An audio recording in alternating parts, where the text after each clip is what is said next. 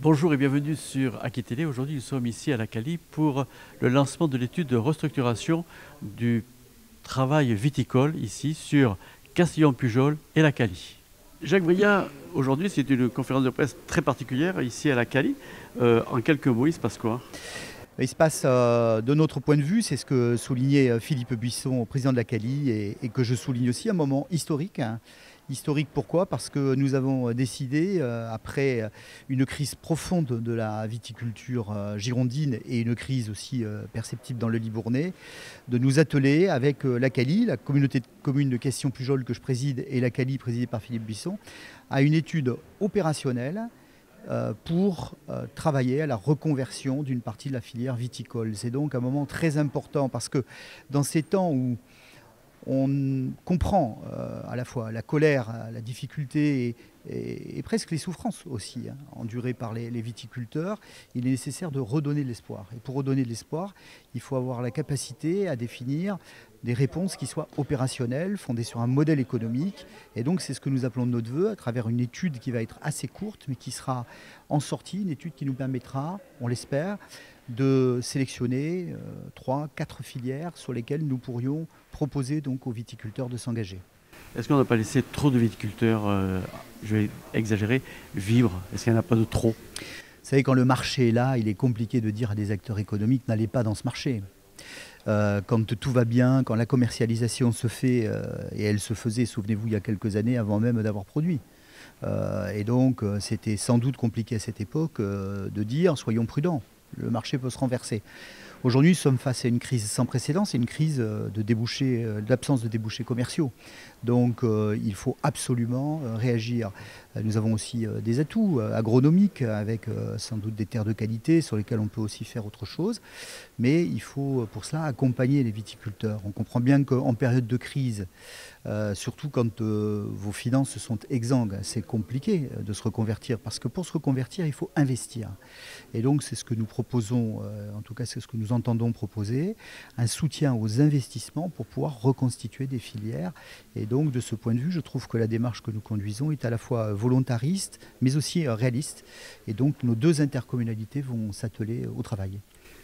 Tous les viticulteurs sont éligibles à votre espoir? Écoutez, pour l'instant, on étudie la situation. Ensuite, on structure des filières. Et bien évidemment, si on veut structurer des filières, il nous faudra avoir un poids, une masse critique. Et pour avoir un poids suffisant, il faudra sans doute embarquer dans la démarche de nombreux viticulteurs pour pouvoir structurer des filières qui soient les plus solides possibles. Il y a une question évidemment de qualité agronomique. On ne peut pas faire n'importe quoi, n'importe où. Mais il y a aussi une question de volume et de marché. Et c'est tout l'intérêt de l'étude qui sera conduite avec Ceresco, c'est de nous indiquer les voies et moyens de structurer des logiques de filières qui sont adossées à des marchés. Si on ne crée pas de valeur, on ne crée pas de nouvelles filières. Donc c'est le souhait très pratique qui est le nôtre et finalement très en prise avec la réalité de ce que doit être demain le marché ici en Gironde. Est-ce que les organisations professionnelles viticoles ont failli à leur mission?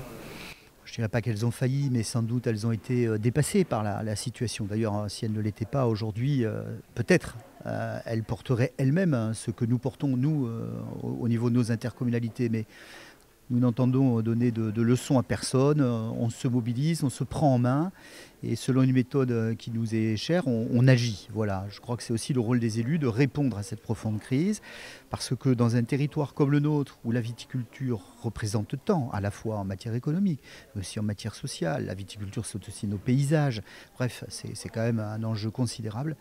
Il était logique finalement qu'en tant qu'élus, nous nous saisissions de cette question et nous l'avons fait, nous le faisons.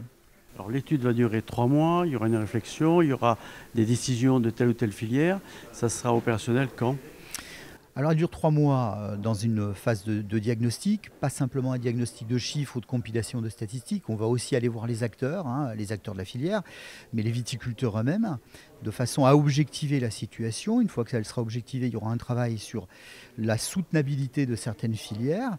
Et nous espérons donc à la fin de l'année avoir les éléments suffisamment structurants et chiffrés aussi dans les volumes d'investissement qui seront nécessaires pour que nos intercommunalités puissent se mobiliser, on l'espère aussi avec d'autres partenaires financiers, pour pouvoir structurer concrètement ces filières. Vous voyez, l'idée c'est vraiment qu'au-delà des inventaires qu'on connaît tous, aujourd'hui, vous avez des tas d'inventaires. On vous dit, voilà, on peut créer de la valeur avec des herbes aromatiques, avec du polonia, avec de l'élevage, avec des kiwis, avec... Bref, il y a plein de pistes possibles. Et nous, à la sortie de cette étude, modestement, on devra définir 2 à 3 filières qui seront les filières sur lesquelles on va se positionner, mais on va se positionner réellement.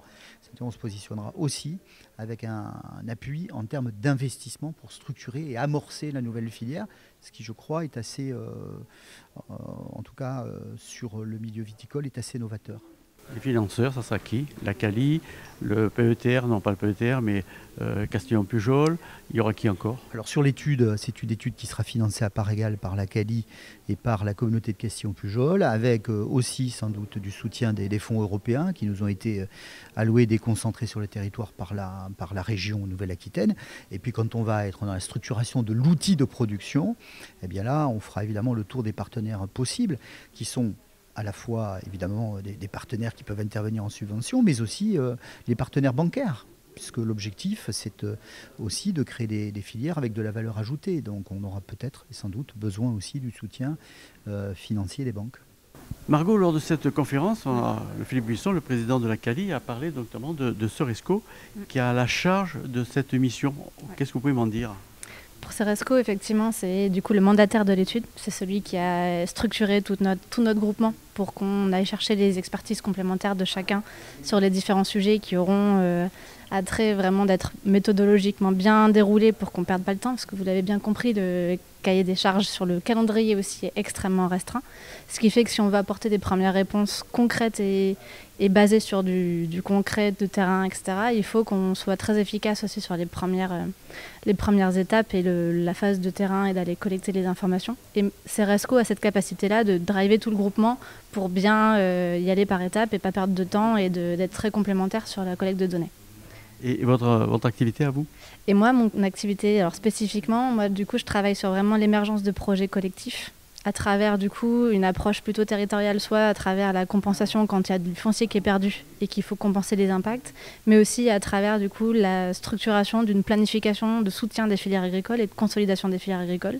Et nous, notre credo, c'est vraiment les projets collectifs et faire émerger des nouveaux projets sur les territoires pour essayer de permettre aux filières agricoles de changer de modèle ou de se structurer pour répondre à leurs enjeux qui sont très nombreux et on les connaît très diversifiés aussi.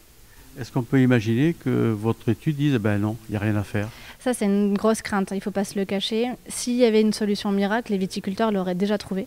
Et effectivement, il peut y avoir des tendances qu'on commence à voir où on pourra avoir de l'élevage au nord et de la grande culture au sud. Et l'idée étant d'être plus ambitieux ou d'essayer d'aller vraiment valoriser ces territoires-là pour ne pas faire seulement le plus simple ou remplir des parcelles ou des vides parce qu'on a des filières faciles ou directement mises en place.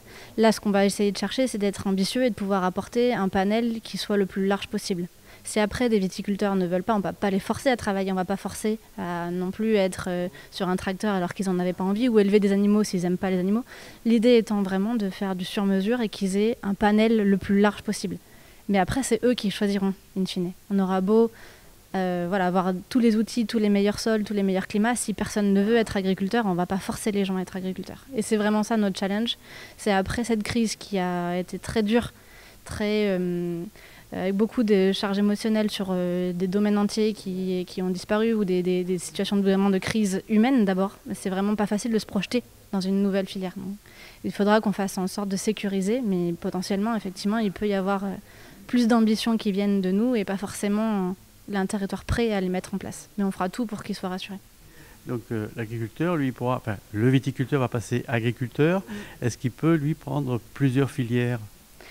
Il faudra qu'ils choisissent aussi, parce qu'effectivement, la viticulture, c'est un modèle aussi, un itinéraire technique qui a ses propres périodes critiques, les vendanges, les périodes de taille, les périodes de production, les périodes de gestion sanitaire des vignobles. C'est des périodes où finalement les viticulteurs sont au taquet toute l'année. est vraiment dans un pas de temps où il faut aussi gérer beaucoup de personnel, aussi faire de la prestation. Enfin, il y a un modèle qui est très compliqué, très dense en viticulture.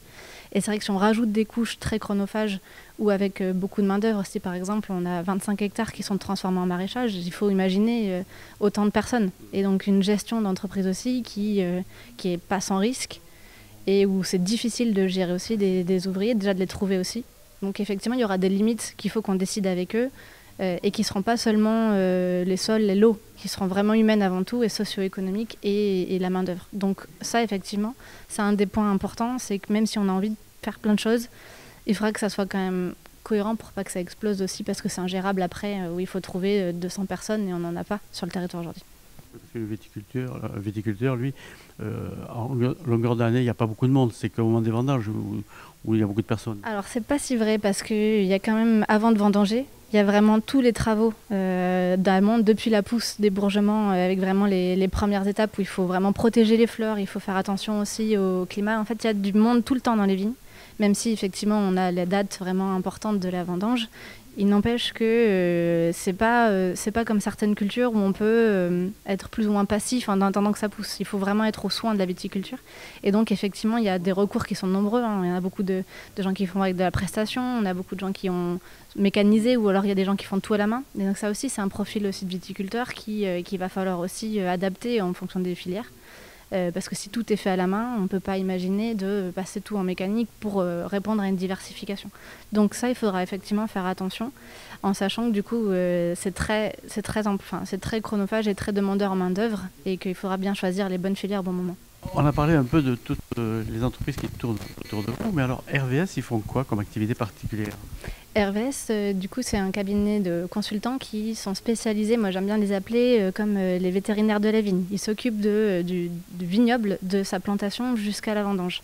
Et donc ils connaissent très bien les itinéraires techniques, ils connaissent très bien les sols, ils connaissent très bien les besoins de production et de cahier des charges pour suivre le vignoble, pour avoir des belles vendanges à la fin.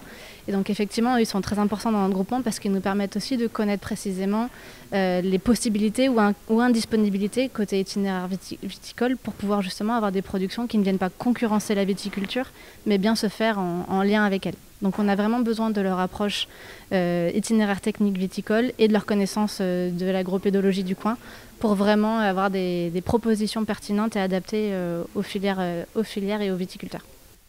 Tout à fait. Voilà, ainsi se termine notre petit reportage ici à la Cali pour une réflexion sur l'avenir des viticulteurs du secteur Castillon-Pujol et la Cali. À très bientôt sur Gué Télé, portez-vous bien.